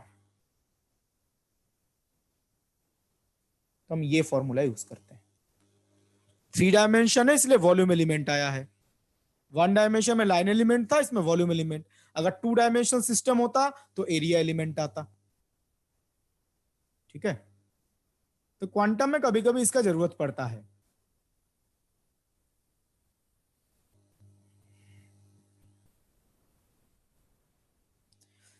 तो मैं आगे प्रोसीड कर रहा हूं। नाउ यहां पे हमने देखा पोजीशन स्पेस वेव फंक्शन का फूरियर ट्रांसफॉर्म किया तो मोमेंटम स्पेस या के स्पेस वेव फंक्शन आ गया, और मोमेंटम स्पेस का इनवर्स फूरियर ट्रांसफॉर्म करेंगे तो पोजीशन स्पेस वापस आ जाएगा। पर इसका जरूरत क्या है? स्पेस चेंज करने पे हमें क्या पता चलता है, क्या फायदा क्या है? अच्छा खासा पोजीशन स्पेस में था, क्यों ट्रांसफॉर्म करके मोमेंटम स्पेस में लेके जाएंगे? मोमेंटम स्पेस से क्या इंफॉर्मेशन हमें पता चलता है? जरूरत क्या, यूज क्या है? पोजीशन स्पेस से मोमेंटम स्पेस में जाने का यूज क्या है? एक मैथमेटिक्स ही तो है ये, यूज क्या है? कोई नया इंफॉर्मेशन कुछ पता चलेगा? मोमेंटम स्पेस वेव फंक्शन से फाई पी से साई एक्स ही काम चलता है, और क्वांटम में मैक्सिमम जगह पे आप Sai of x he use करते हैं। वो तो क्वेश्चन आता है जब फूरियर मतलब मोमेंटम स्पेस कैलकुलेट कीजिए तो आप मोमेंटम स्पेस कैलकुलेट करते हैं, बट क्वेश्चन है कैलकुलेट करने का फायदा क्या है, क्या इंफॉर्मेशन पता चलता है मोमेंटम स्पेस से या मोमेंटम स्पेस वेव फंक्शन से? एनीवन?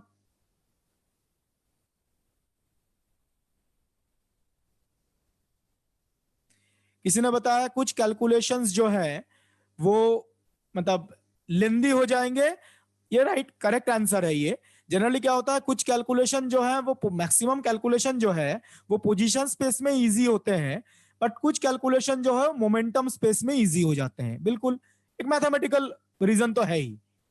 कुछ सिस्टम्स ऐसे भी है जिनमें मोमेंटम स्पेस में कैलकुलेशन ज्यादा आसान होता है, मोमेंटम स्पेस में कैलकुलेशन ज्यादा आसान होता है, बिल्कुल सही।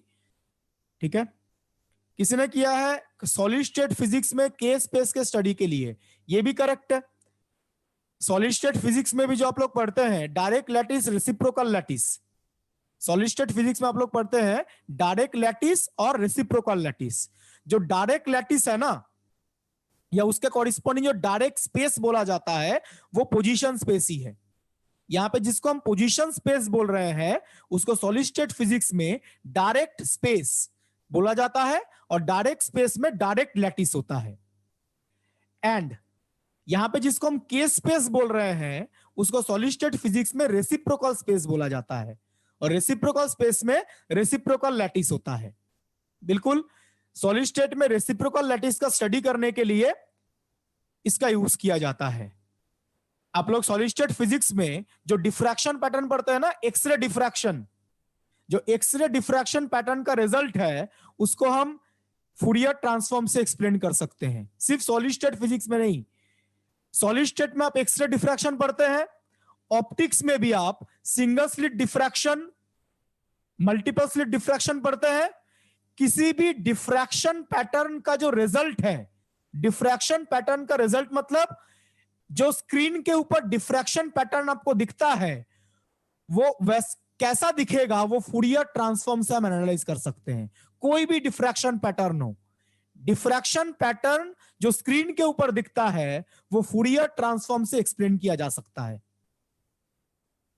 कोई भी डिफ्रैक्शन हो, सॉलिड स्टेट में हो, ऑप्टिक्स में हो, उसको हम फूरियर ट्रांसफॉर्म से एक्सप्लेन कर सकते हैं। ठीक है, क्वांटम मैकेनिक्स में अगर हम स्पेसिफिकली बात करें, एक तो हुआ कैलकुलेशन कम करने के लिए, दूसरा जो बताया डिफ्रैक्ट सॉलिड स्टेट फिजिक्स में यूज होता है। क्वांटम मैकेनिक्स में ये जो पोजीशन स्पेस से मोमेंटम स्पेस में चेंज किया जाता है, इसका एक यूज ये भी है, अगर हमें पार्टिकल के मोमेंटम के बारे में इंफॉर्मेशन चाहिए, मोमेंटम के बारे में इंफॉर्मेशन मतलब आप बोल सकते हैं मोमेंटम के बारे में इंफॉर्मेशन तो पोजीशन स्पेस से भी पता चल रहा है। मोमेंटम के बारे में इंफॉर्मेशन मतलब मैं इसकी बात कर रहा हूं।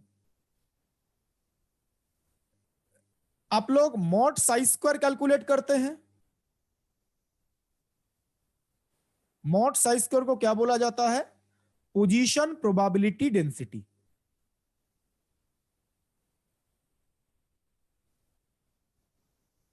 अगर हम पोजीशन स्पेस की बात करें तो मॉड साई स्क्वायर होता है पोजीशन प्रोबेबिलिटी डेंसिटी। और पोजीशन प्रोबेबिलिटी डेंसिटी का यूज करके हम क्या कैलकुलेट कर सकते हैं? Mod Sai square into dx। ये क्या रिप्रेजेंट करता है? ये रिप्रेजेंट करता है probability of finding the particle between x and x plus dx। Probability density calculate करने के बाद अगर आप dx मल्टीप्लाई कर देते हैं तो ये क्या रिप्रेजेंट करेगा?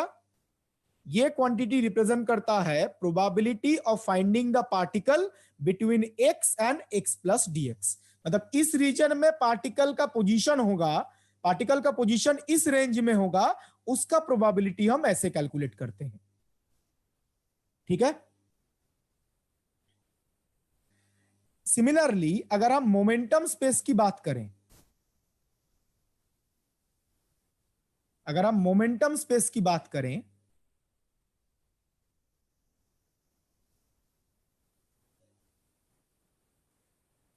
तो मोमेंटम स्पेस में भी हम ऐसा क्वांटिटी डिफाइन कर सकते हैं मॉड 5p स्क्वायर। 5p तो फूरियर ट्रांसफॉर्म से मिला, तो मॉड 5p स्क्वायर को हम क्या बोलेंगे? Mod 5p square is known as the momentum probability density.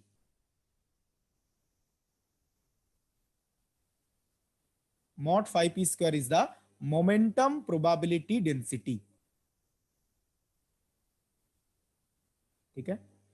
इससे क्या पता चलेगा? ये जो मोमेंटम प्रोबेबिलिटी डेंसिटी है इसके साथ अगर आप dp मल्टीप्लाई कर देते हैं तो mod 5p square into dp, ये किस चीज का प्रोबेबिलिटी है? This is the probability of finding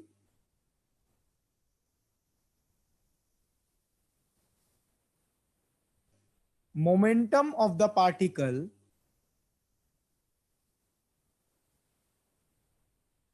between p and p plus dp। Particle का मोमेंटम p और p प्लस dp इस रेंज में होगा, इसका प्रोबेबिलिटी। तो अब देखिए ये जो मोमेंटम स्पेस वेव फंक्शन है उससे हम मोमेंटम प्रोबेबिलिटी डेंसिटी कैलकुलेट कर सकते हैं और इससे हम क्या पता लगा सकते हैं? पार्टिकल का मोमेंटम p से p प्लस dp इस रेंज में होगा, इसका प्रोबेबिलिटी। मतलब कितने पार्टिकल्स का मोमेंटम इस रेंज में होगा वो हम यहां से पता लगा सकते हैं। ये क्या बताता है? ये क्वांटिटी बताता है p से p प्लस dp इस रेंज में पार्टिकल मोमेंटम होगा, उसका प्रोबेबिलिटी।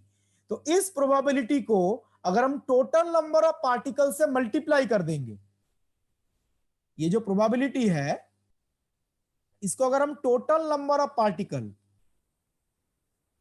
ये क्या है? Total number of particles. So total number of particle के साथ अगर हम ये प्रोबेबिलिटी मल्टीप्लाई कर देते हैं तो ये क्या रिप्रेजेंट करेगा? ये रिप्रेजेंट करेगा number of particles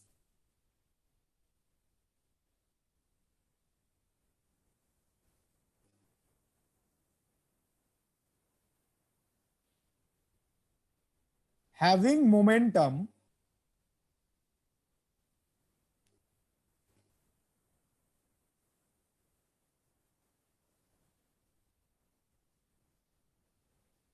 between p and p plus dp। Total number of particles अगर आप मल्टीप्लाई करते हैं तो ये क्या रिप्रेजेंट करेगा? कितने पार्टिकल्स ऐसे हैं जिनका मोमेंटम p से p प्लस dp रेंज में है।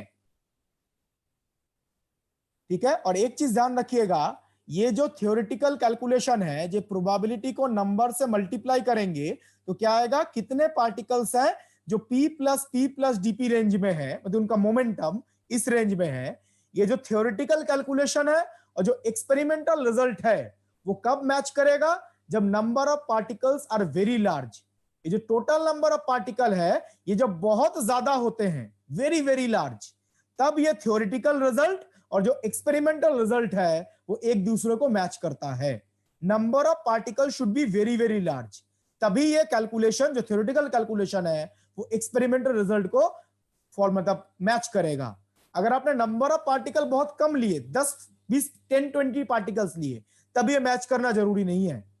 10,000 20,000 50,000 particles, large number of particles, तब ये रिजल्ट जो है थ्योरेटिकल और एक्सपेरिमेंटल रिजल्ट मैच करता है।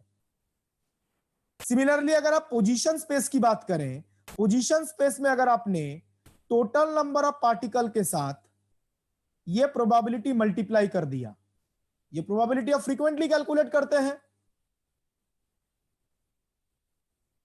तो ये क्या रिप्रेजेंट करेगा, ये रिप्रेजेंट करेगा नंबर ऑफ पार्टिकल्स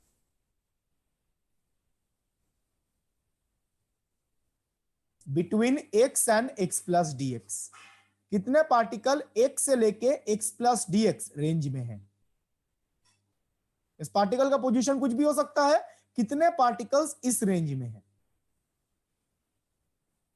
और ये भी नंबर एक्सपेरिमेंट के साथ तभी मैच करेगा जब total number of particle is very very large.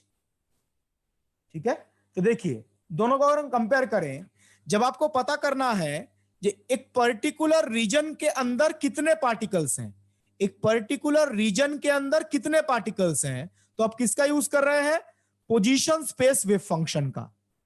अगर आपको पता करना है कितने पार्टिकल्स हैं जिनका मोमेंटम इस रेंज में है, मोमेंटम भी तो अनसर्टेन होता है ना, क्वांटम मैकेनिक्स में जो मोमेंटम होता है वो भी अनसर्टेन होता है, तो कितने पार्टिकल्स का मोमेंटम इस रेंज में होगा ये पता करना है, तो आप किसका यूज करेंगे, फाई पी का।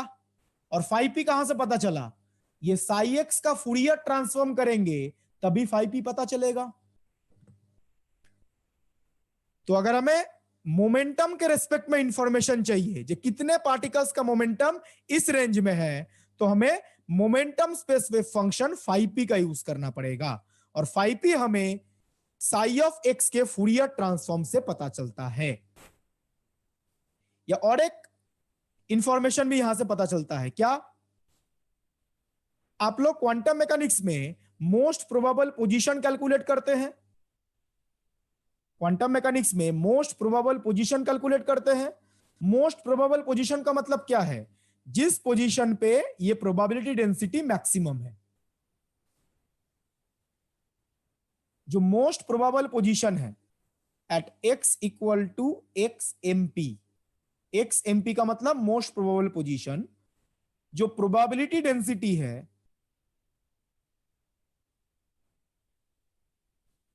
ये मैक्सिमम होता है। तो बताइए कैलकुलेट कैसे करते हैं, किसी भी फंक्शन का मैक्सिमम मिनिमम पता करने के लिए उसका फर्स्ट ऑर्डर डेरिवेटिव करते हैं।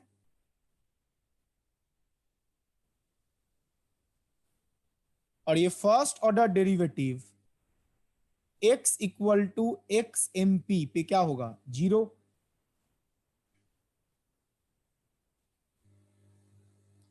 तो मोस्ट प्रोबेबल पोजीशन का मतलब क्या है, जहां पे प्रोबेबिलिटी डेंसिटी मैक्सिमम है, और वो कैलकुलेट करने के लिए आप फर्स्ट ऑर्डर डेरिवेटिव को 0 के साथ कंपेयर करते हैं। ऐसे अगर आपको पूछ लिया जाए पार्टिकल का मोस्ट प्रोबेबल मोमेंटम क्या है, पार्टिकल का मोस्ट प्रोबेबल मोमेंटम क्या है, मोस्ट प्रोबेबल मोमेंटम का मतलब क्या होगा, at p equal to PMP. PMP का मतलब मोस्ट प्रोबेबल मोमेंटम, जो मोमेंटम प्रोबेबिलिटी डेंसिटी है वो मैक्सिमा होगा। अगर आपको मोस्ट प्रोबेबल मोमेंटम कैलकुलेट करना है तो ये जो मोमेंटम प्रोबेबिलिटी डेंसिटी है इसका मैक्सिमा कैलकुलेट करना होगा। और यहां पे भी मैक्सिमा का मतलब क्या है, ये जो प्रोबेबिलिटी डेंसिटी है इसका पी के रेस्पेक्ट में अगर आप डेरिवेटिव करते हैं वो 0 आना चाहिए।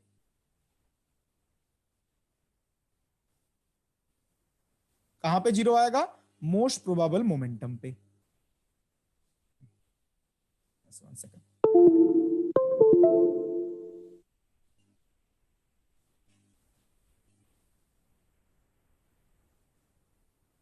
तो जैसे क्वांटम मैकेनिक्स में आप लोग मोस्ट प्रोबेबल पोजीशन कैलकुलेट करते हैं, उसके लिए किसका हेल्प लेते हैं?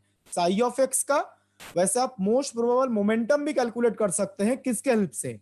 5p के हेल्प से। तो ये भी कुछ पॉइंट्स हैं जहां पे हम 5p का यूज करते हैं। और 5p क्या था? साई ऑफ एक्स का फूरियर ट्रांसफॉर्म। ये पोजीशन स्पेस से मोमेंटम स्पेस में चेंज करना है, क्यों कर रहे हैं, क्या यूज है? तो ये कुछ यूजेस हैं जो क्वांटम मैकेनिक्स में आते हैं। ओके, कोई डाउट है इसमें या कोई question?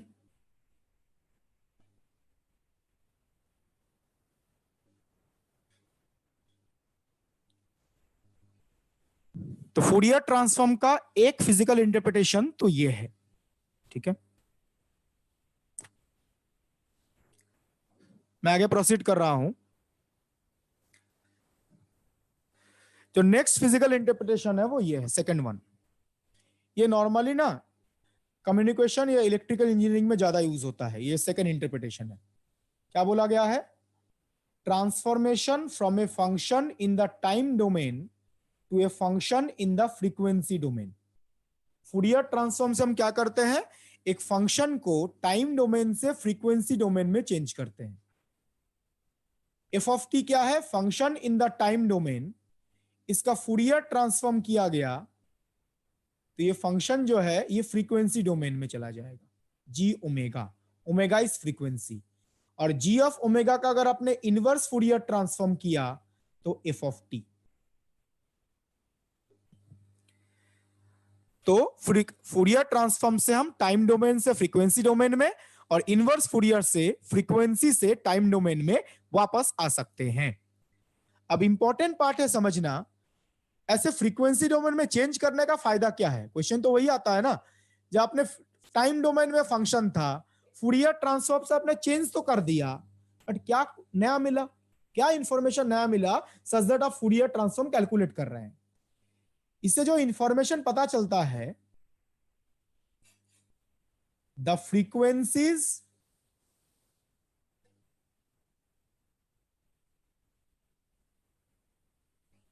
at which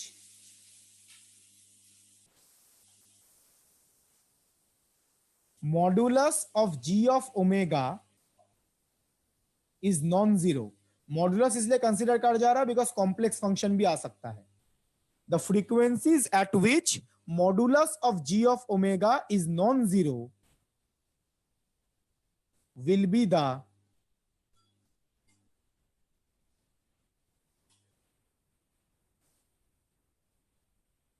frequency components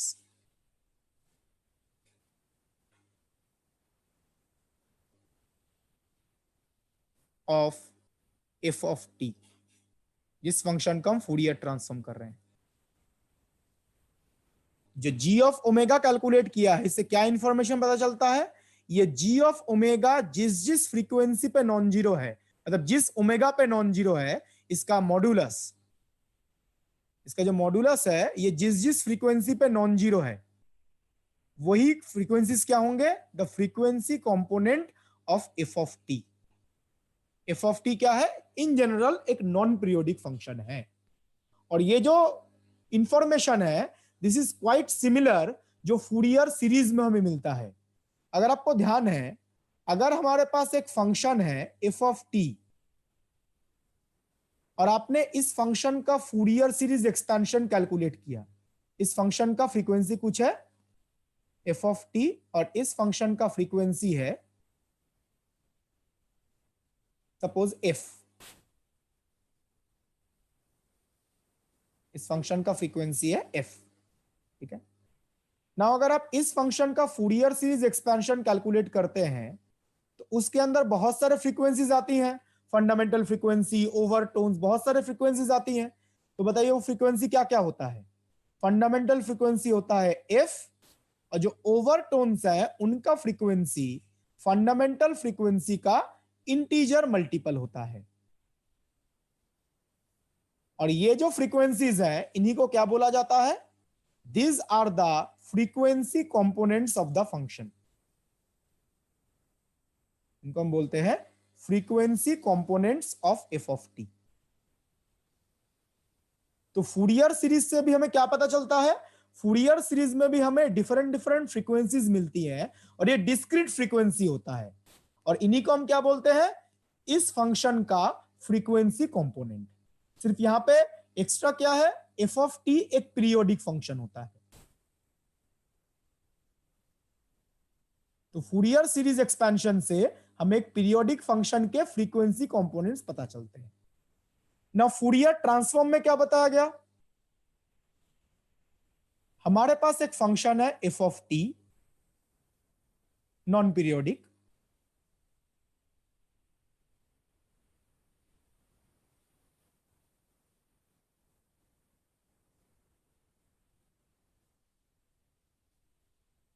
ठीक है।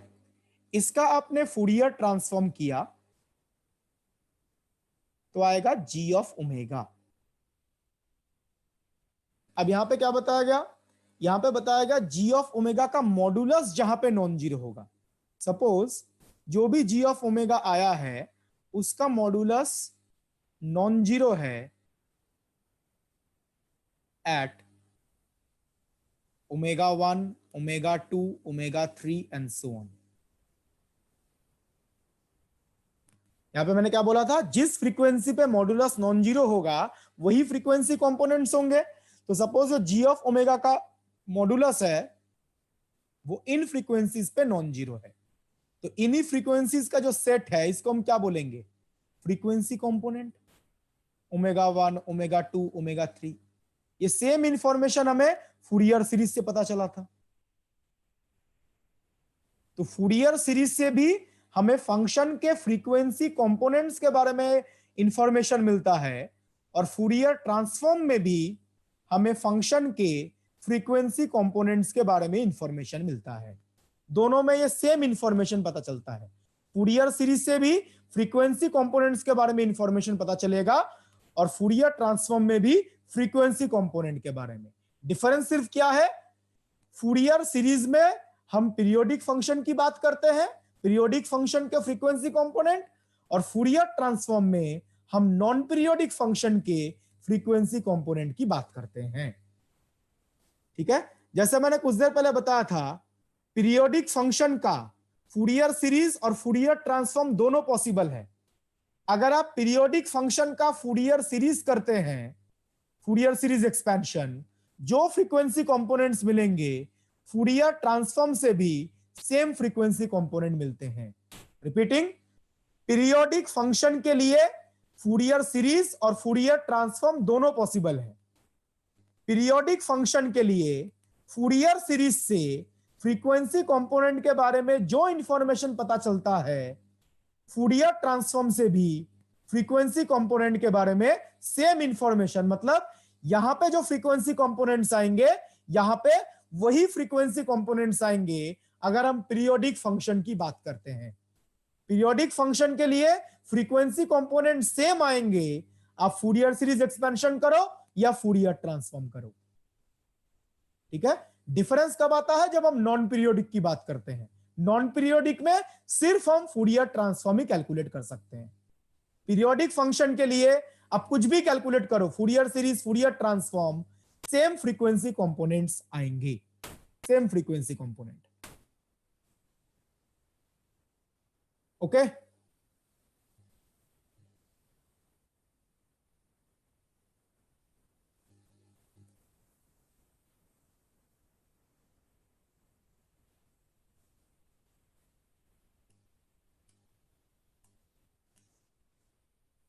क्लियर है ये?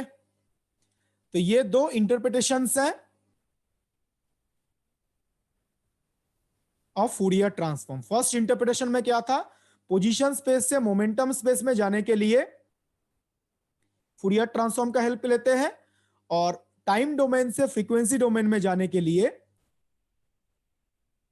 फूरियर ट्रांसफॉर्म का हेल्प लेते हैं। ठीक है, ये दो फिजिकल इंटरप्रिटेशंस हैं या जो यूजेस आप बोल सकते हैं, जो फूरियर ट्रांसफॉर्म का यूज कहां पे होता है।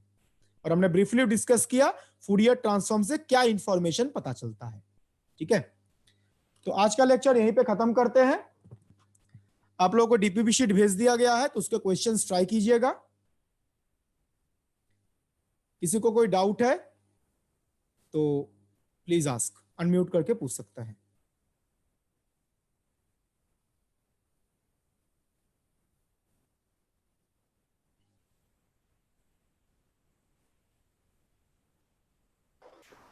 सर हाँ बताइए। Sir, in case of periodic function, we can say that we get the frequency component indirectly in the Fourier series expansion. But when we make the Fourier transform, we get the direct information. We did get the Direct information, like frequency component of the FT, we get the direct. in Fourier series also you are getting direct information about the frequency. तो sir difference सिर्फ periodic और non periodic का ये होता है। बिल्कुल, अगर आप पीरियोडिक फंक्शन की बात करते हैं तो फूरियर सीरीज और फूरियर ट्रांसफॉर्म से सेम फ्रीक्वेंसीज मिलेंगी। जी सर। नॉन पीरियोडिक का डिफरेंस है। सर यहाँ पे एफ और ओमेगा वो लीनियर और एंगुलर फ्रीक्वेंसी ऐसा कुछ नहीं है ना, मतलब दोनों में कोई रिलेशन ऐसा नहीं है। ये ओमेगा जो है ये एंगुलर फ्रीक्वेंसी है।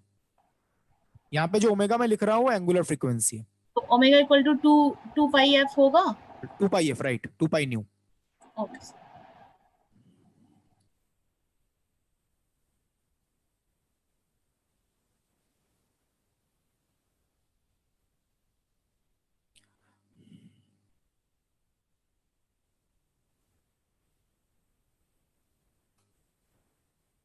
Any other question?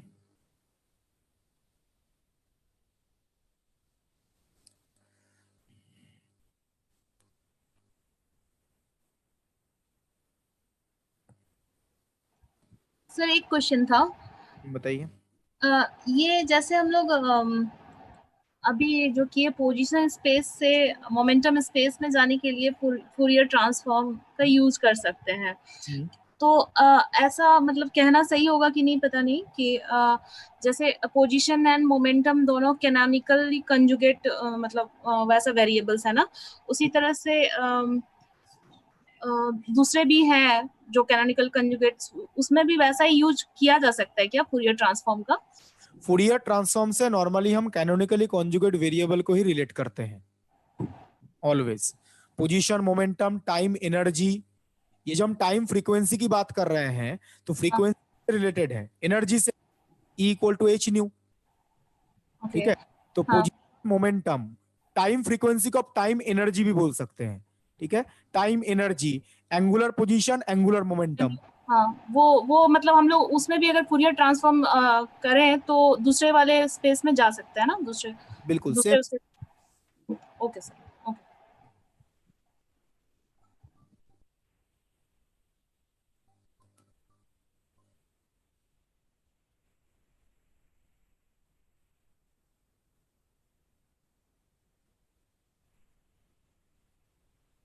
सर यहाँ पे हम लोग लास्ट कंडीशन में जी ऑफ ओमेगा को जीरो मतलब ऐसा क्यों बोल रहे हैं कि मतलब नॉट इक्वल टू जीरो वाला कंडीशन स्पेशली क्यों बोल रहे हैं सर?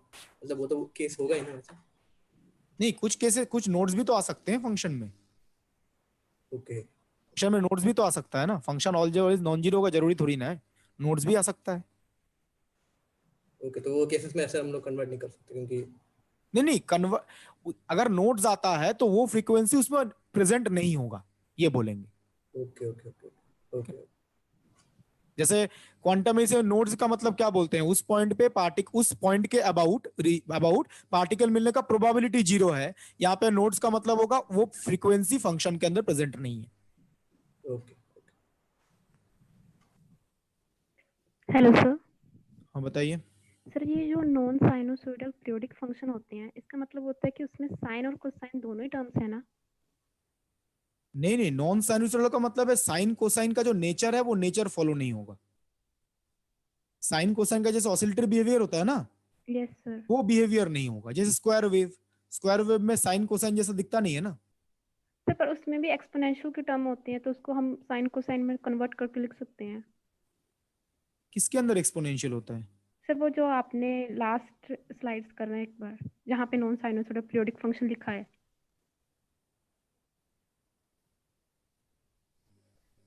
फोरियर सीरीज का। यस सर, ये वाला। हाँ, तो इसमें तो ये नॉन साइनसॉइडल हो सकता है। यस सर, यही पूछना था। यहाँ पे जो हमारे पास एक्सपोनेंशियल है, इसको हम कन्वर्ट करके तो लिख सकते हैं ना साइन और कोसाइन में, उसी को कन्वर्ट करके मतलब लिख रहे हैं एक हिसाब से।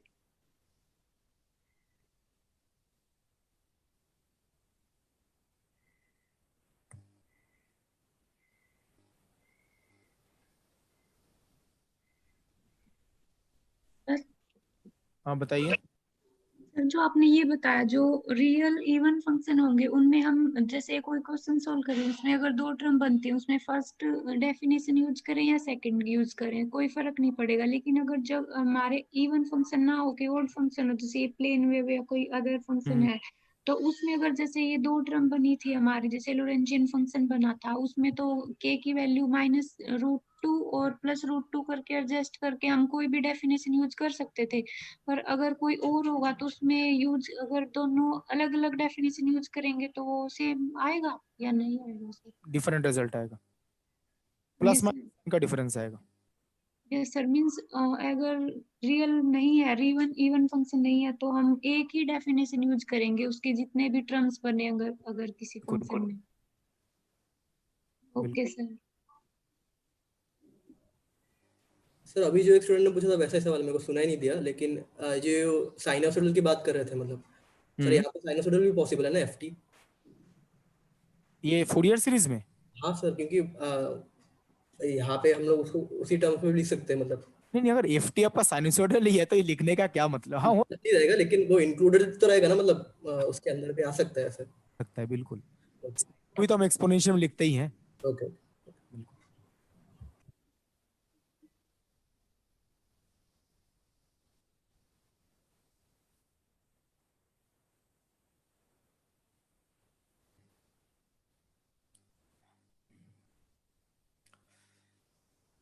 सो ठीक है, मैं मीटिंग एंड कर रहा हूँ। Thank you very much everyone.